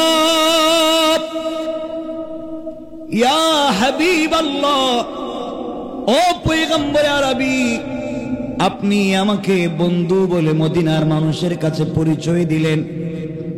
সারাদিন মানুষ এসে আমার সবজি নিয়ে যায় না, এখন আপনি কথা বলবার কারণে সবাই ছিঁড়ে আমার সবজি নিয়ে যায়, ডাবল দাম দিতে চায়। আমার তো অনেক সম্মান বেড়ে গেল। যে কালো হাবশি গোলামের সঙ্গে কেউ হাত দিত না, এখন সবাই এসে মুসাফা করে মুআনাকা করে, গোলামের কপালে চুম্বন করে আর বলে, আহারে তোর মতো ভাগ্যবান পৃথিবীতে আর নাই। আল্লাহর রাসূল বন্ধু বলে পরিচয় দিয়েছে, এর চাইতে বড় পাওয়ার কিছু হতে পারে না। যুবক হাবশি গোলাম চোখের পানি ছেড়ে নবীজিকে ডাক দিয়ে বলছে, ইয়া রাসূলুল্লাহ, সত্যি কি আপনি আমার সবজিগুলা বিক্রি করাবার জন্য বন্ধু পরিচয় দিয়েছেন, নাকি সত্যি আপনি আমাকে বন্ধু বললেন? সত্যি যদি বন্ধু হয়, আপনি কি মদিনার বাজারে আমার হাত ধরে হাঁটতে পারবেন? আল্লাহ রাসূল বলেন, উঠো। সবজিওয়ালাকে দাঁড় করাইয়া দিলেন, গোলাম হাবশি গোলামকে দাঁড় করাইয়া দিয়েছেন। হাতের সঙ্গে হাত রেখে মদিনার বাজারের এক কর্নার থেকে আরেক কর্নারে হেঁটে যায়, আর মদিনার মানুষকে বলে, শোনো রে, আমার বন্ধু গ্রাম থেকে আসছে সবজি বিক্রি করতে, ও কিন্তু আমার বন্ধু, ও কৃতদাস হতে পারে, হাবশি গোলাম হতে পারে, চেহারা কালো হতে পারে, কাপড় ঠিক নাও হতে পারে, চুলগুলা উস্কো কুস্কো হতে পারে, দেখতে সুন্দর নাও হতে পারে, তার দিলের ভিতরে আল্লাহর ভালোবাসা আছে, আমি রাসূলের মহব্বত আছে, আমি তাকে বন্ধু বলে পরিচয় দিলাম। সে যখন রাসূল যখন তার হাত ধরে হাঁটে, গোলাম আল্লাহ রাসূলকে জড়িয়ে ধরে কান্না করে ডাক দিয়া বলেছে, আল্লাহ নবীজি আজ আমাকে বন্ধু বলে পরিচয় দিয়েছে, আজ আমাকে ভালোবাসার নিদর্শন দেখালেন। আয় আল্লাহ, নবীজিকে দুনিয়ায় হারাতে চাই না, আখিরাতেও হারাতে চাই না। আল্লাহ রাসূল বললেন, আমিও তোমাকে ভালোবাসি, তুমিও যেভাবে আমাকে ভালোবাসো আমিও তোমাকে ভালোবাসি। আমিও কথা দিলাম, তুমি যদি চরিত্র ঠিক রেখে চলতে পারো, কিয়ামতের দিনে আমি যেই জান্নাতে যাব, তুমিও সেই জান্নাতে আমার সঙ্গে চলে যাবে। সুবহানাল্লাহ, জোরে বলেন। চিন্তা করে, এক হাবশি গোলাম, এক কৃতদাস, রাসূল বন্ধু বলে পরিচয় দিয়েছেন। আর আজকে অনেক সন্তান আছে, পড়ালেখা করে বড় হয়েছে, বড় চেয়ারে অফিসের বস হয়েছে, কিন্তু নিজের বাপকে পরিচয় দেয় না। কথা বলেন না কেন? নিজের বাপকে পরিচয় দেয় না। নিজের বাপ কৃষিকাজ করে, ভ্যান চালাইয়া মানুষের বাড়িতে কাজ কাম করে তাকে বড় করেছেন, আজকে নিজের বাপকে পরিচয় দিতে চায় না। সে এই উনি তার বাপ এ কথা বলতে চায় না। অনেক সন্তান আছে, মা বাপ কষ্ট করে লালন পালন করে, কিন্তু এই সন্তানেরা বড় হয়ে মা বাপকে বৃদ্ধাশ্রমে পাঠাইয়া দেয়। কথা বলেন না কেন? আমার সব থেকে কষ্টের জায়গা হচ্ছে মায়ের 3 আঙ্গুল পেট। এই 3 আঙ্গুল পেটে 5টা 6টা সন্তানের জায়গা হয়।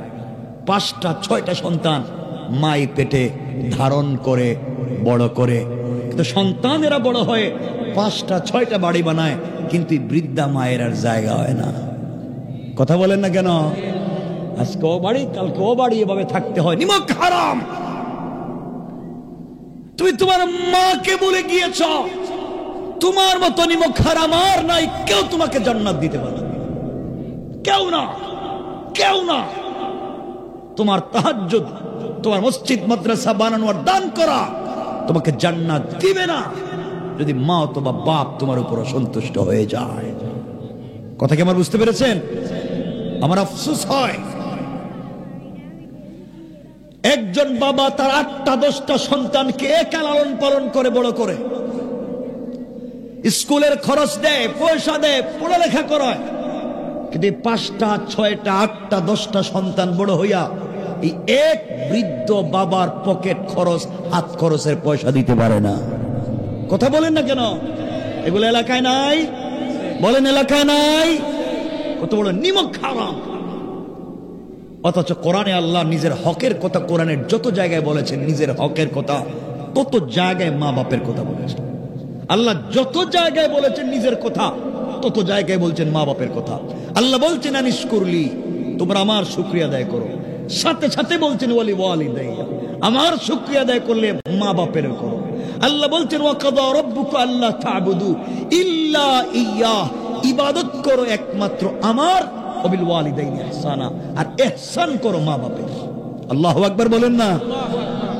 চিন্তা করতে পারছেন? যত জায়গায় রব নিজের কথা বলেন, তত জায়গায় মা বাপের কথা বলেন। আর আজকালকের ছেলেরা নিজের বউয়ের জন্য 40,000 টাকা দিয়ে শাড়ি কিনে, আর নিজের বাপের জন্য 500 টাকা দিয়ে একটা লুঙ্গি কিনতে পারে না। কথা বলে না কেন? এমন হয়েছে নিমক হারাম সন্তান। শ্বশুর বাড়ি গিয়া কয় শাশুড়িকে, আম্মা আপনি আঙ্গুর খাইবেন না আপেল খাইবেন, কিন্তু নিজের মারে ডায়াবেটিসের একটা ওষুধ কিনে দেয় না। কথা বলেন না? এগুলো সমাজে নাই। তো আপনার জান্নাতে দেখবো কইছে কেডা? নিমক হারাম। এই জন্য আল্লাহর ওয়াস্তে আমার কথা আপনারা কাগজে লিখে রাখবেন, দিলে ঢুকায় রাখবেন। আবারও বলছি, আপনি যদি কাবা ঘরের ইমাম হন, আপনি যদি বনি ইসরাইলের পয়গম্বর মুসাও হয়ে যান, আপনার মা অথবা বাবা কোনো একজন যদি আপনার উপরে অসন্তুষ্ট থাকে, রব বলেছেন তার জন্য আমার 8টা জান্নাতের দরওয়াজা বন্ধ। কি বুঝলেন? কে আপনার জান্নাতের দরজা খুলে দিব? কেমনে যে মা বাপকে ভুলে যায়? সন্তান বন্ধু বান্ধব ঋণে KFC-তে চাইনিজে বসে আড্ডা দিয়ে 5-10 হাজার টাকা বিল তুলে, ওই সময় পয়সার হিসাব করে না, তো মায়ের হাতে 500 টাকা দিলে হিসাব করে, কালকে না টাকা দিলাম আজকে শেষ হইলো কেমনে? বাপরে জায়গায় কালকে না 100 টাকা দিলাম, আজকে আবার পয়সা চাও কেমন? তুমি একেবারে এই পৃথিবীতে নিকৃষ্ট। রব বলেছেন উলাইকা কাল আনআম, এটা মানুষ না, এটা কুকুরের চাইতে খারাপ সন্তান। ঠিক কিনা বলেন? আমার সন্তান নাই? কত বাপ আছে, কত মা আছে, বালিশের সঙ্গে মাথাটা লাগাইয়া শুধু হাউমাউ করে কান্দে, বালিশ বিছাইয়া দেয়। কোন সন্তান রে বড় করলাম, কারে নিজে বৃদ্ধ হয়ে গেলাম, আজকে সারা জীবন যৌবন বিসর্জন করে এই সন্তান রে বড় করছি। মা বলতেছে কোন সন্তান রে পেটে নিলাম।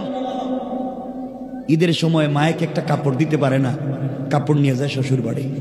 কথা বলেন না? না এগুলো আছে না নাই? আফসোস, আফসোস হয় এগুলো। আল্লাহর হস্তে মা বাপরে কষ্ট দিও না। জান্নাতে যাওয়ার কোনো সম্ভাবনাই নেই। যত নামাজ পড়ো, জান্নাতে কেমনে যাইবে মা বাপরে কষ্ট দিলে? এই জন্য আমরা সবার সাথে উত্তম আচরণ করবো। বলেন না ইনশাআল্লাহ? আরো জোরে বলেন না ইনশাআল্লাহ? আমরা অহংকার করব।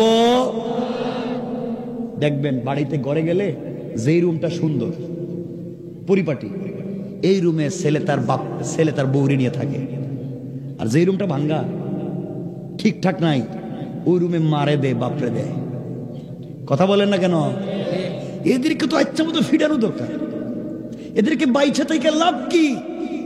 এরাই তো সমাজের বিস্ফোরা। তুমি পয়সার মালিক হতে চাও?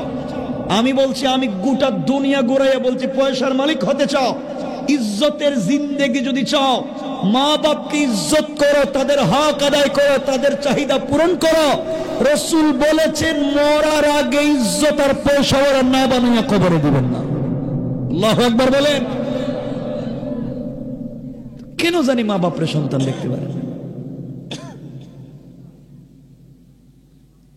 অনেক মেয়ে আছে শ্বশুর বাড়ি আসার পরে শ্বশুর শাশুড়িরে দেখতে পারে না, তোমার মা বাপরে আলাদা করে না, আছে না এগুলা? আর অনেক ছেলেও তো আছে খারাপ, নিজের বউরে দেখতে পারে না। সব মিলে মিশে চলতে হবে। আমি শাশুড়িদেরকে বলবো, আপনি আপনার বৌমাকে নিজের মেয়ে মনে করেন, আপনার ছেলের বউকে নিজের মেয়ে মনে করেন। আর আমি বোনকে বলবো, আপনার শাশুড়িকে নিজের মা মনে করেন। কথা বলেন না কেন? সব মায়েরা নিজের মেয়ে শ্বশুর বাড়িতে ভালো থাকুক এটা চায়, কিন্তু নিজের ঘরে নিজের ছেলের জন্য যারা নিয়ে আসে, হেরে দিয়ে সারাদিন কাম করাইলেই শান্তি। কথা বলেন না কেন? এগুলো কই পান আপনারা? এগুলো বানান কেমনি সিস্টেম গুলা? আল্লাহ হেফাজত করো। এত আসতে বলবেন, একটু জোরে বলেন না আমিন। আর একটু জোরে বলেন না আমিন। টাইম দেখলাম না, লম্বা করব না। কষ্ট হচ্ছে? তাহলে 1 নাম্বার অহংকার করা যাবে আমরা সামনে কথা বলবো, আর অহংকার করা যাবে। আল্লাহর গোলামের 2 নম্বর গুণ আল্লাহ বলছেন, ওয়াইদা খাতাবাহুমুল জাহিলুনা ক্বালু সালামা।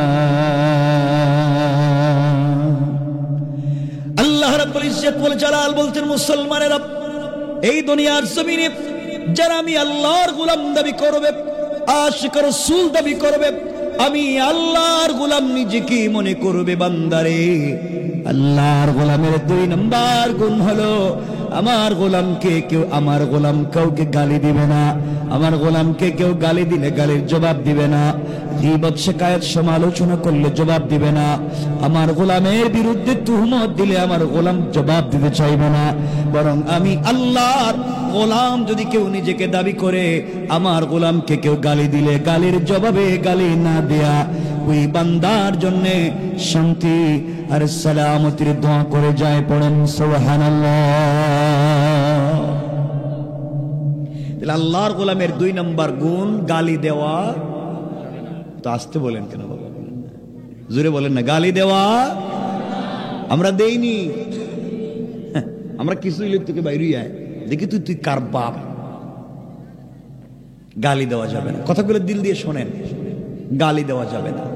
কেউ যদি আমাদেরকে কষ্ট দেয়, কেউ যদি আমাদের সাথে খারাপ আচরণ করেও, আমরা তার সাথে খারাপ আচরণ করব, জোরে বলেন করব। খুব মনোযোগ দিয়ে শোনেন। আজকালকে আল্লাহ বলেন এখানে, খাতাবাহুমুল জাহিলুন, কেউ যদি তোমার গালি দেয়, বিনিময়ে গালি দিও না, কালু সালামা, তার জন্য শান্তির দোয়া করো, তার সালাম দাও। এই সালাম যেটা আমরা আলোচনা নিয়ে আসলাম, এই সালামটা যদি পরিবার থেকে শুরু হয়ে যায়, এই পরিবারে বরকত আর শান্তিতে ভরে যাবে। আর একটু জোরে পড়েন। আল্লাহ রাসূল হাদিসে বলছেন, যেই ঘরে স্বামী স্ত্রীকে, স্ত্রী স্বামীকে একে অপরকে সালাম দেয়, আল্লাহ এই ঘরে 100 থেকে 300টা বারাকাতের দরওয়াজা খুলে দেয়। জোরে আওয়াজ করে পড়েন সুবহানাল্লাহ। সালাম দিলে। আরেক হাদিসে রাসূল বলছেন, যেই ঘরে স্বামী স্ত্রীকে, স্ত্রী স্বামীকে একটু জোরে আওয়াজ করে সালাম দিবে একে অপরকে ভালোবেসে, তাদের হার্ট, কিডনি, লাঞ্চ, লিভারে যদি কোনো রোগ থাকে, রব বলেছেন তাদেরকে তা থেকেও মুক্ত করে দিবেন। কিন্তু কই, আমরা তো সালাম দেই না। আমাদের পরিবারে শান্তি নেই, স্বামী স্ত্রীতে মিল মহব্বত নাই, একজন আরেকজন দেখতেই পারে না। বউ মনে করে এই পৃথিবীতে যদি একটা টাটকা দুশ্মন কেউ হয়, এটা আমার স্বামী। ঠিক কিনা? এটা ঠিক কইছে কাটা রেখেছে, এটা ঠিক হইব কেমন? বউকে আপনারা এটা মনে করেন। আর অনেক স্বামীরা মনে করে এই পৃথিবীতে সব থেকে বড় জালেম আমার বউ, এটা দেখলেই মাথা গরম হয়ে যায়। ঠিক, এটা ঠিক, পার্সেন্টেজ কম, একদম কম না, কম। এগুলো করা যাবে না। স্বামী স্ত্রী সম্পর্কটা দুনিয়ার না, স্বামী স্ত্রী সম্পর্কটা জান্নাতের। এই স্বামী স্ত্রী অনেক সম্পর্ক দুনিয়ার, আর স্বামী স্ত্রী সম্পর্ক এটা ক্রিয়েট করেছেন, তৈরি করেছেন একমাত্র আল্লাহ। সুবহানাল্লাহ। নাই আপনি মনে মনে কই, হুজুর কি স্বামী স্ত্রী সম্পর্ক, কোন বউরে দেখলেই তো মাথা গরম হয়ে যায়। এটা যে জিনিস আপনি বুঝতেছেন না। ঠিক, সব ঠিক কইয়া দেয় এরা সব ঠিক মেরে দিল। স্ত্রীকে সময় দেয়, এই যে কথা চলে আসলে লম্বা হয়ে যায়। স্বামী স্ত্রী সম্পর্ক যদি চমৎকার হয়, আমাদের ঘর থেকে আজকে শাহজালাল, শাহপরান, জুনাইদ বাগদাদি, আব্দুল কাদের জিলানী, মুঈনুদ্দিন চিশতি, এমন আল্লাহর ওলিরা আমাদের মায়েদের ঘর থেকে আজকাল জন্ম নেয় না। আমাদের মায়েদের ঘর থেকে জন্ম নেয় বল্টু মিয়া, এখন যারা জন্ম নেয় বল্টু, এরপরে সুর, ডাকাত, বদমাইশ, ফেন্সিডিল খায়, ইয়াবা খায়, বাবা খায়, চুরি করে, রাত্রে রাস্তায় ডাকাতি করে। কথা বলেন না কেন? এমন সন্তানই তো জন্ম নিতেছে, ঠিক কিনা? এর কারণ পরিবারেই দিন নেই, স্বামী স্ত্রীতেই দিন নেই। যদি স্বামী স্ত্রীতে দিন থাকতো, তাহলে তাদের ব্লাডে তৈরি হওয়া সন্তানও ভালো মানুষ হতো। এজন্য আমাদের পরিবারকে সুন্দর করা দরকার আছে না নাই? স্বামী স্ত্রী করে ধুম মাইর লাগাই দেয়, একজন কুস্তি, এক কিলাকিলি মারামারি শুরু হয়, তো মায়ের ছুটাইয়া দেয় আবার তার ছেলে মেয়ে, তাহলে এই ছেলে মেয়ে ভালো হবে? কথাও কয় না রাকেশ, ভালো হবে? এই জন্য একে অপরকে সম্মান করুন। মাঝে মাঝে বউরে ঘরে সালাম দিয়েন, স্ত্রীরে সালাম দিবেন। হ্যাঁ, কিচ্ছু কইতেছে না। লজ্জা করে। আল্লাহর রাসূল বলেন, আম্মা জান আয়েশা শামাইলি তিরমিজিতে বলেন, ওয়াল্লাহি আমি পুরা জিন্দেগি ট্রাই করতাম, দেখতাম যখন আমার স্বামী বিশ্বনবী আকায়ে নামদার তাজদার মদিনা সরকারে দু আলম নবী রহমত জনাবে মুহাম্মদ রাসূলুল্লাহ সাল্লাল্লাহু আলাইহি ওয়াসাল্লাম যখন ঘরে আসতেন, আম্মা জান আয়েশা বলেন আমি ঘরের কর্নারে ঘরের দরজার চিপায় দাঁড়ায় থাকতাম, পর্দার আড়ালে দাঁড়ায় থাকতাম, নবীজি যেন আমার দেখতে না পান। তিনি ঘরের দরজায় আয়েশা, ঘরের দরজায় আয়েশা আমাকে খুঁজে না পাইয়া আয়েশা বলে ডাক দিবেন, আমি ঝাপটি মেরে তাকে জড়িয়ে ধরে তার কপালে চুম্বন দিয়া আমি স্ত্রী সর্বপ্রথম স্বামীরে সালাম দিব। সুবহানাল্লাহ, একটু জোরে বললেন না? কিন্তু আম্মা জান আয়েশা বলেন পারলাম না, জীবনেও পারলাম না। কত চেষ্টা করছি নবীজির আগে সালাম দেওয়ার, কিন্তু দেখতাম রসুল ঘরে আসার অনেক দূরে থাকতে তিনি আমাকে সালাম দিতেন। সুবহানাল্লাহ পড়বেন না? নবীজি যদি নিজের স্ত্রীর আগে সালাম দিতে পারেন, আপনারা পারবেন না? বলেন না ইনশাআল্লাহ? আরো জোরে বলেন না ইনশাআল্লাহ? তারা ইনশাআল্লাহর আওয়াজ কমায়া দেয়। বলেন সালাম দেন না কেন বউরে? এটা কোন শরম পায় বলে, শরম পায়। শরম করে বউরে সালাম দিতে শরম করে, আর বউরে ফিডাইতে শরম থাকে না, তখন সব শরম জায়গা। স্ত্রীর সালাম দিবেন। আল্লাহর রাসূল যদি নিজের স্ত্রীর সালাম দিছেন, তাহলে আপনি পারবেন না? কিছু কয় না এরা। মুরব্বীরা আমার চেহারার দিকে তাকাই হাসতেছে, দেখেন তো, এরা চিন্তা করতেছে হুজুর কি কইতেছেন, 50-60 বছর গেছে গা বউরে সালাম দিলাম না, আজকে যদি সালাম দেই তো বউ মনে করব বুইড়া বাহিরে কোন কাম ঘটাইছে, আর আমার সালাম দিয়ে ভাব ধরতেছে। যাই মনে করুক, পরিবারকে সুন্দর করে। আমি সব কথা বলতেছি না, যেহেতু সময়ও কম, আমি লম্বাও করবো না। ভাইদেরকে বলছি আমি বেশি, যে তোমাকে যাইতে হইব, ভালোবেসে শুধু দিছি প্রোগ্রাম। এজন্য সালাম দিবেন তো ইনশাল্লাহ? বলেন না জুড়ে ইনশাল্লাহ? আরো জুড়ে কয় ইনশাল্লাহ? আজকে ওয়াজ শেষে বাড়িতে গিয়া ঘরের দরজা দাঁড়িয়ে বলবেন, স্ত্রী আসসালামু আলাইকুম ওয়া রাহমাতুল্লাহ। বউ কই, বৌমা এই বুড়ার আজকে কোন ভূতে ধরলো? কোনদিন সালাম দেন, আজকে দিকে দিতেছে। আপনি বলবেন কোন ভূতে ধরে নাই, হুজুর এই মাত্র ওয়াজ করছে আর আমি সুন্নত আদায় করছি। হ্যাঁ, কথা বলেন না? সালাম দিবেন আজকে থেকে সালাম। দেখেন আমার সাথে কথা কন, নাইলে কিন্তু ওয়াজ আমার সময় আছে, ফাল্টাইয়া দিব। এই ওয়াজে চলে যাইব। বউরে দিয়া যে ঘরে রান্না বাড়ি করান, ঘর মুছান, বাথরুম পরিষ্কার করান, বাচ্চা কাচ্চা দেখান, ছোট বড় বাচ্চা সবাইরে রান্না করে খাওয়ায়, ঘর মুছে, হাঁস মুরুগ থাকলে তাও দেখে, গরু ছাগল থাকলে তাও দেখে, আত্মীয় স্বজন আসলে তাও দেখে, পুরা ঘরের সব কাজ কাম বউ করে। আমি হেই ওয়াজ কইরা দিব, সব আপনি করা লাগবে। এমনকি ছোট যদি বাচ্চা থাকে, হেরে দুধও আপনি খাওয়াইতে দিব। কোত্থেকে না খাওয়াইবেন আপনি জানেন। এখন কোন আমি কি হেই ওয়াজ করে দিতাম? বলা লাগবে কিন্তু। হেই ওয়াজ করতাম না, জায়গা মতো সালাম দিবেন, এটা কথা কয় না কেনেরা? কেমনে দিবেন তো সালাম? তাহলে হে ওয়াজ করে দিব, বউরে রান্না করে খাওয়াইতে হইব, বউর কাপড় ধোয়া ধোয়া লাগবো, বউরে গোসল করাইতে হইব, বউরে মুখে উঠে খাওয়াইতে হইব, ঘর মুছতে হইব, বাচ্চারে আপনি দেখতে হইব, সব আপনার কাম, বউর না। হে ওয়াজ করতাম, হাদিসে আছে কিন্তু। না কয়, না কয়, বিপদে বলবো না করলেই। সব আপনি করা লাগবে, সব বইলা দিব উল্টা।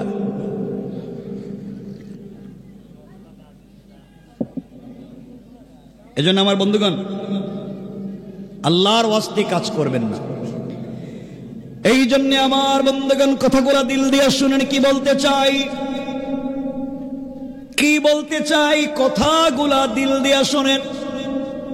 পরিবার যদি সুন্দর হয়ে যায়, স্বামী স্ত্রীর সম্পর্ক যদি চমৎকার হয়ে যায়, আপনারা আমরা একে অপরকে যদি ভালোবাসতে পারি, আল্লাহর রাসূল বলে দিয়েছেন, আল্লাহ জানাইয়া দিয়েছেন, বন্ধুরে যে ঘরে স্বামী স্ত্রীর সম্পর্ক চমৎকার, ওই ঘরটাকে জান্নাতুল ফিরদাউসের ডাক দিয়ে বলেছেন, মুসলমানেরা শোনো, দুনিয়ার জমিনে চমৎকার যদি পরিবার চাও, জান্নাতি পরিবার চাও, সন্তানগুলোকে জান্নাতি বানাতে চাও, স্বামী স্ত্রীর সম্পর্ক জান্নাতুল ফিরদাউসের সম্পর্ক চাও, আল্লাহ রাব্বুল ইজ্জত ওয়াল জালাল জানিয়ে দিয়েছেন পরিবারের ভিতরে উত্তম আদর্শ নিয়ে যাওয়া লাগবে, পরিবারকে চমৎকার করে দেওয়া লাগবে, পরিবারের ভিতরে দ্বীন জিন্দা করা লাগবে, পরিবারের ভিতরে আল্লাহর রাসূল সাল্লাল্লাহু আলাইহি ওয়াসাল্লামের উত্তম চরিত্র নিয়ে যাওয়া লাগবে।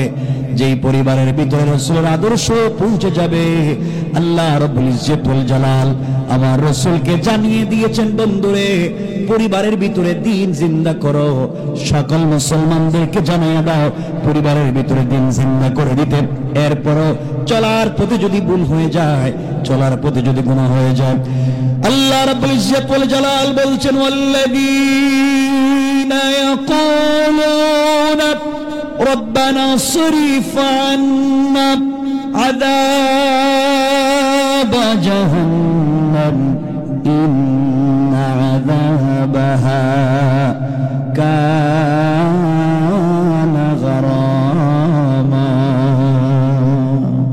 আল্লাহ রাব্বুল ইজ্জত ওয়াল জালাল বলছেন, মুসলমানেরা দুনিয়া জমিনে চলার পথে যদি ভুল হয়ে যায়, সাকারাতের আগে, গারগারা শুরু হয়ে যাওয়ার আগে, কবরে চলে যাওয়ার আগে, মালাকুল মউত আজরাইল পৌঁছে যাওয়ার আগে, আমার যে গোলাম গোটা জিন্দেগির অপরাধের জন্য আমি আল্লাহর দেওয়া কপাল আমার কুদরতের পায়ে লাগায়া, আমার দেওয়া চোখ থেকে দুফোঁটা পানি ছেড়ে দেয়া, আমার দেওয়া জবান দিয়ে আমাকে আল্লাহ বলে ডাক দিয়ে তওবা করবে, ক্ষমা চাইবে, আল্লাহ রাব্বুল ইজ্জত ওয়াল জালাল বলছেন, গোলাম রে পুরা জিন্দেগির অপরাধগুলোকে ক্ষমা করে দেয়া, জান্নাতি বলে ফয়সালা করে দিতে আমার আল্লাহর এক মিনিটও দেরি হবে না। পড়েন সুবহানাল্লাহ, আল্লাহু আকবার, জোরে পড়েন।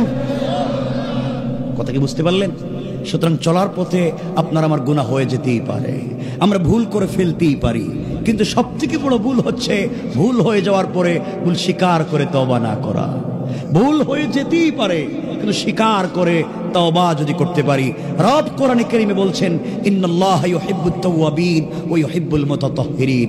যে গোলাম অপরাধ হয়ে যাওয়ার পরে তওবা করে পবিত্র হয়ে যায়, আমি রব তাকে আমার পছন্দের সর্বোচ্চ জায়গায় নিয়ে যাই এবং তাকে জান্নাতের ফয়সালা করে দেই।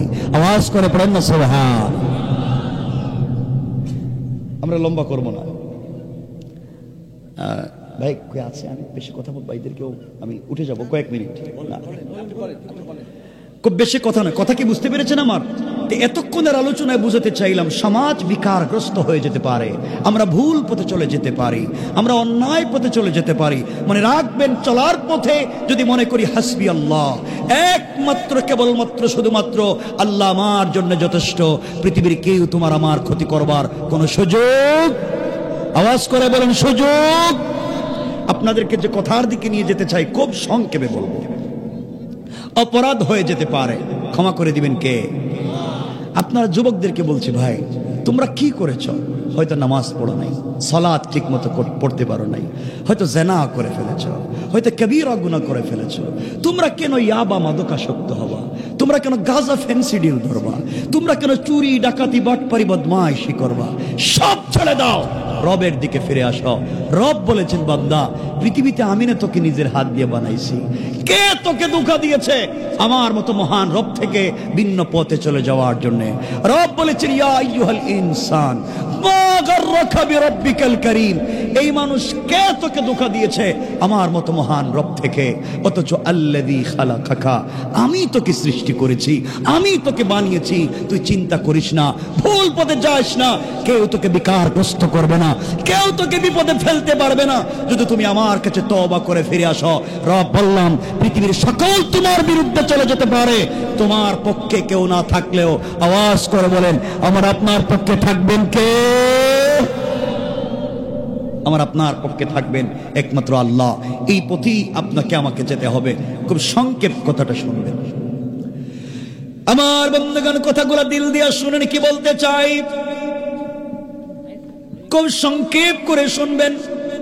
দুনিয়ার জমিনে পুরো পৃথিবী যদি তোমার আমার বিরুদ্ধে চলে যায়, আজকে আমরা কোরআন থিসিস করি না, কোরআন অ্যানালাইজ করি না, কোরআন গবেষণা করি না, এই জন্য কোরআন থেকে আমরা শিক্ষা নিতে পারি না।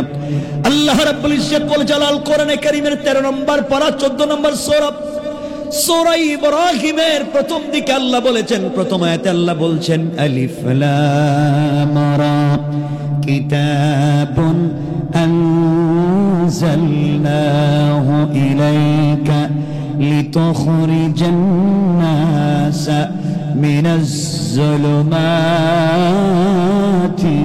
ইলান নূর। আল্লাহ রাব্বুল ইজ্জত ওয়াল জালাল বলছেন, শোনো মুসলমানেরা, আল্লাহ বলেন বন্ধুরে, তোমার কাছে আমি একটা কিতাব দিয়েছি যার নাম আল কোরআন।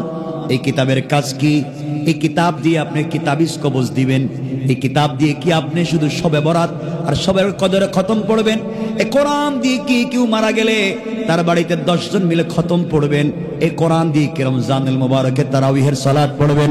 আল্লাহ বলছেন না না, এই কাজের জন্য এত বড় কোরআন আমি আল্লাহ দেইনি। আল্লাহ বললেন কোরআন দেওয়ার কারণ লিতুখরিজান নাসা মিনাজ যুলুমাতি ইলান নূর। সমাজ যখন অন্ধকার হয়ে যায়, পুরা দুনিয়া জুলমের পুরা দুনিয়া ভরে যায় বান্দারে। এই জুলুম থেকে, এই অন্যায় থেকে সমাজকে যদি বাঁচাতে হয়, অন্ধকারাচ্ছন্ন সমাজে লাইট নিয়ে, ম্যাগনেটিক লাইট দিয়ে আমি আল্লাহ 30 পারা কোরআন নাজিল করেছি। পড়েন সুবহানাল্লাহ। খুব সংক্ষেপ করে শুনবেন, আবারও বলছি, ভয় পাবেন না। দুনিয়ার জমিনে জুলমের শিকার আমরা বারবার হয়েছি, এই জমিনে বারবার জুলমের শিকার হয়েছি। আমরা পরিষ্কার করে বলে দিতে চাই, দেশটা আমাদের, এই দেশটা আমাদের সকলের, এই সার্বভৌম রাষ্ট্র আমাদের। সুজলা সুফলা শস্য শ্যামলা স্বচ্ছ সুপ্রজ্জ্বল সোনার বাংলাদেশ আমার আপনার সকলের। এই দেশের মানচিত্রের দিকে, এই দেশের সার্বভৌমের দিকে কেউ যদি হাত তুলে, কেউ যদি চুপ দিয়ে তাকায়, আমরা যদি আবার ঐক্যবদ্ধ হয়ে দাঁড়িয়ে যাই, তাদের অস্তিত্ব এই জমিনে খুঁজে পাওয়া যাবে না। ঠিক কিনা বলেন? সুতরাং তোমাকে আমাকে বুঝতে হবে এবং জানতে হবে, তোমাকে আমাকে দিন বুঝতে হবে। ওই একটা কথা বলে আমরা সংক্ষেপ করবো। এরা এসেছেন, তারা কথা বলবেন, আমাদের মেহমান, এবং আমি তো অনেক কথা বলে ফেলছি, এজন্য আমি লম্বা করব না। একটা কথা শুধু এতটুকুন বলতে চাই যে আপনাদেরকে যে বুঝালাম যে আল্লাহ আমাদের জন্য যথেষ্ট, কোরআন সাথে থাকলে কেউ কিছু করতে পারবে না। আসলে কি একটা বাংলা একটা কথা বলে গেলাম না, এটার কোনো গ্রামাটিক্যাল অথবা তত্ত্বভিত্তিক কোরআনের কোনো আয়াত আছে কিনা, সত্যি কেউ বাঁচাতে পারবেন কিনা, 2-3 মিনিটে এই কথাটুকুন আপনাদেরকে বোঝাতে চাই যে ভয় পাবেন না, ভেঙ্গে পড়বেন না, মনে রাখবেন সকল ভেঙ্গে যাওয়া থেকে আবার নতুন কিছু তৈরি হতে পারে। আমি আর জওয়ানদেরকে বলছি, তোমরা ফেন্সিডিল ইয়াবা মাদককে ছেড়ে দাও, তোমরা পড়ালেখায় মন দাও, কারণ মনে রাখবা শিক্ষাই একজন ব্যক্তিকে তার কল্পনার চাইতে অনেক দূর পর্যন্ত নিয়ে যেতে পারে। দুর্ভাগ্য হচ্ছে আমরা পড়ছি না, আমরা থিসিস করছি না, আমরা আমাদের ইতিহাসকে পদদলিত করছি, আমরা ভুয়া মানুষের মুখে মুখে ইতিহাস শুনে আমরা লাফাচ্ছি। মনে রাখবা এই দেশ আমাদের, এই দেশ মুসলমানদের দেশ, আলিম উলামার দেশ, পীর বুজুর্গের দেশ, ওলি আব্দালের দেশ, গাউস কুতুবের দেশ, মাদ্রাসা মসজিদের দেশ, আযান ইকামতের দেশ, কোরআন সুন্নাহর দেশ, ইসলামী আন্দোলনের কর্মীর দেশ। এই দেশে ইসলাম ছিল, আজও আছে। বারবার যারা এই দেশটাকে বিক্রি করে দিয়ে আধিপত্যবাদকে বিস্তার করতে চায়, আমরা ঐক্যবদ্ধভাবে দাঁড়িয়ে গেলে তাদের অস্তিত্ব আর ফিরে আসবে না। দুর্ভাগ্য আমাদের, আমরা মাঝে মাঝে কেমন জানি হয়ে যাই, এই যে এদিক থেকে ওদিক, ওদিক থেকে ওদিক চলে যাই, আমরা কেমন জানি হয়ে যাচ্ছি। এই জন্য তোমাকে আমাকে বুঝতে হবে আর ভরসা করতে হবে কার উপরে? সবাই বললেন না? আপনাদের ভরসার জায়গায় কি আর কোনো জায়গা আছে? কার উপরে? এই কথাটা বলে আমরা আলোচনা সংক্ষেপ করব। ভাইদেরকে কথা বলার সুযোগ দিব। কেউ উঠতে পারবেন না, কিন্তু কেউ যেতে পারবেন না। যাবেন? একটু হাত তুলে দেখান দেখি কারা কারা চলে যাবেন। তা আপনি কি বাইরেতে পারলেন না চাইবেন?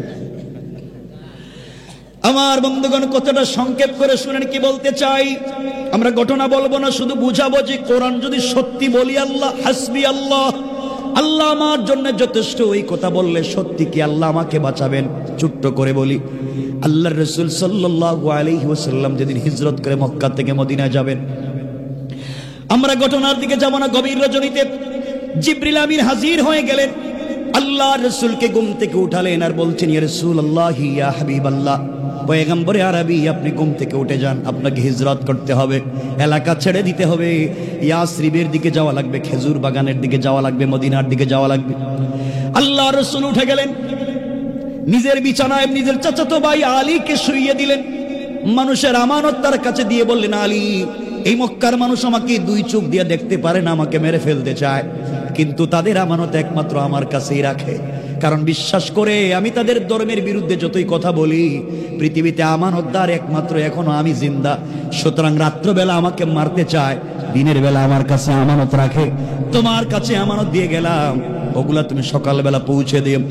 আল্লাহ রাসূল 2 রাকাত সালাত পড়লেন, দরজার কাছাকাছি পৌঁছে গেলেন, দরজা খুলে বের হয়ে যাবেন, হঠাৎ করে তার কানে আওয়াজ এসেছে, ঘরের চতুর্দিকে কাফেরেরা ঘরটাকে বেষ্টন করে রেখে দিয়েছে, নেজানিয়া, তীর নিয়ে, বল্লম নিয়ে, ঘর থেকে বের হলে মেরে ফেলবে। আল্লাহর কাছে ডাক দিয়ে বলছেন, আল্লাহ তাআলা, আপনি আমাকে বললেন হিজরত করে মক্কা থেকে মদিনায় চলে যাওয়ার জন্য, গোটা এলাকা, গোটা বাড়ি কাফেরেরা বেষ্টন করে রেখে দিয়েছে, একটা সুই ফেলবার জায়গা নাই, আমি ঘর থেকে গভীর রাত্রে বের হলে মেরে ফেলবে। আল্লাহ বলছেন, বন্ধুরে, তোমার কাজ হলো আমার উপরে ভরসা করে কোরআন থেকে সূরা বাকারার শেষ 2 আয়াত তেলাওয়াত করে বের হয়ে যাওয়া, আর হেফাজতের জিম্মাদার স্বয়ং আমি আল্লাহ। আল্লাহ রাসূল দরজার কাছাকাছি পৌঁছে গেলেন, দরজায় হাত দিয়ে দরজা খুলবেন, আবার আল্লাহকে বলছেন, আল্লাহ তাআলা, আপনি বলেছেন সত্যি আমাকে বাঁচাবেন, এতে সন্দেহ নাই, বিশ্বাস করি, ওয়ালাকিন লিয়াতমাইন্না কলবি, কিন্তু অন্তরে প্রশান্তি পাই না, এই জন্য আল্লাহ আমাকে আত্মরক্ষার কোনো ব্যবস্থা দেন, যেন আমার পরে আমার উম্মতেরাও যদি বিপদে পড়ে যায়, আত্মরক্ষা করার একটা জায়গা আছে, এটা যেন তারা বুঝতে পারে। আল্লাহ বলেন, বন্ধুরা, তোমার বাড়ি সব যারা বেষ্টন করেছে অত্যাধুনিক অস্ত্র নিয়ে, তুমি কি নিয়ে আত্মরক্ষা করবা? আল্লাহ বললেন, বন্ধুরে, হাতের মধ্যে কিছু কঙ্কর নেও, অথবা বালি নেও, অথবা পাথর নেও। আল্লাহ রাসূল বলছেন, আল্লাহ, তাদের কাছে তীর নে, জার বললাম, আর আমি নিব কঙ্কর আর বালি। আল্লাহ বললেন, আত্মরক্ষা করবার জন্য তোমাকে দিয়েছি, হিফাজত তো আমি আল্লাহ করব, শুধু বিশ্বাস রাখো। আল্লাহ রাসূল কোরআন থেকে সূরা বাকারার শেষ 2 আয়াত তিলাওয়াত করলেন, ওই কঙ্কর, ছোট ছোট এক মুষ্টি কঙ্করের মধ্যে ফু দিলেন, দরজা খুললেন, শুধু সামনের দিকে নিক্ষেপ করলেন, তাকাইয়া দেখেন ডাইনে বামে পিছনে সামনে চতুর্দিকের কাফেরেরা চোখ রগড়াতে লাগলো, চোখ মুছতে লাগলো। আল্লাহর রাসূল বললেন, সবার চোখে চোখে কেমনে জানি পৌঁছে গেল। আল্লাহু আকবার। আল্লাহর রাসূল চলে গেলেন, ঘটনা বলছি না, মদিনায় পৌঁছে গেলেন, কেউ তাকে দেখলো না, মারতেও পারলো না, এতগুলা মানুষ থাকবার পরে। একদিন সুযোগ বুঝে আল্লাহ বলতেছেন, বন্ধুরে, ওই দিন তুমি কেমনে মদিনায় চলে আসলা, এতগুলা মানুষ অস্ত্র নিয়ে দাঁড়াইয়া ছিল, কেউ তোমাকে মারতে পারলো না কেন? আল্লাহর রাসূল সাল্লাল্লাহু আলাইহি ওয়াসাল্লাম জবাব দিলেন, আল্লাহ তাআলা আপনি কেমনে বাঁচাইছেন আমি কি জানি নাকি, আমি তো সামনের দিকে পাথর মারলাম, আমি তাকায়া দেখি ডাইনে বামে পিছনে চতুর্দিকের কাফেরদের চোখে চোখে পৌঁছে গিয়েছে। আল্লাহ বললেন, তাহলে বন্ধু শোনো, আমি আল্লাহ বলছি, ওয়ামা রামাইতা ইযা রামাইতা ওয়ালাকিন্নাল্লাহা